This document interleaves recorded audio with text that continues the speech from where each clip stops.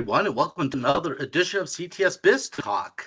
This is the second segment of our Cybersecurity Non-Negotiables, so hope everyone's having a great and super exciting Cybersecurity Awareness Month. The feedback that I got from part one was amazing. Some of the stuff that we covered in part one was MFA on all systems, so multi-factor authentication, business class spam filtering, and then business class networking and firewall. So all things that we consider non-negotiables, you have to have them implemented within your organization.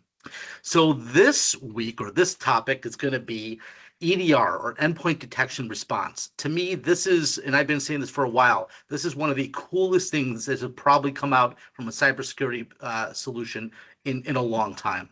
What EDR is, and it probably came out, I'd say, really hit the market probably 7 to 8 months ago. And what I say it is it's virus protection, system protection on steroids. And what I mean by that is a traditional virus protection is based off of virus definitions. So if you have McAfee or Microsoft or Defender or whatever you may have, those organizations will create what's called definition files, and those files are pushed to all the systems. So the definition files essentially say this piece of code, or if you look at this piece of software, this is malicious, and we know it, let's block it. What EDR does is it does something very similar, but it's not necessarily based on definition. It's based on a whole different criteria. And the biggest criteria that I like to think about is the behavioral piece. So what I mean by that is we're huge fans of SentinelOne. It's one of the bigger solutions out there. It does an amazing job. So basically, when we deploy SentinelOne as an EDR onto your machine, you put it in monitoring mode. And what that means is it learns what kind of websites you go to, what applications you use, what are your work habits? Are you working late at night? And so the idea is that if something infects your machine, and outside the behavior of a human or you specifically, it says, whoa, I don't know what that is.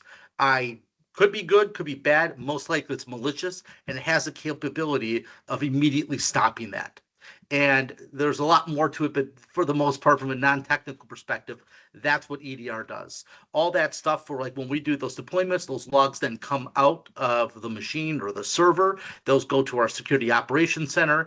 And then SentinelOne is a partner, and all the EDRs do this. They will be pushing updates, and then they can make stops across the board.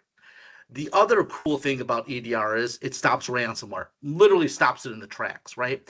And so the reason being is says, if something malicious is on my machine, but it's not really malicious, like it's not a virus, but it's altering thousands of files, tens of thousands of files in a matter of a short amount of time, it says, hey, that's not a human, that's not Frank, that's not David doing it. And it'll stop the process dead in its tracks. So a lot of AI technology behind us in EDR, and this is definitely something that every single organization should have in place. So if you have any questions or want to have a third-party checkup, if your provider does not have an EDR in place, let us know. We'd love to help you. But I hope you guys enjoyed session 2 of Cybersecurity Non-Negotiables.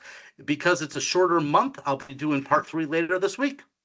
Thanks, everyone. If you enjoyed, please like, share, and subscribe. Have a great day. Take care.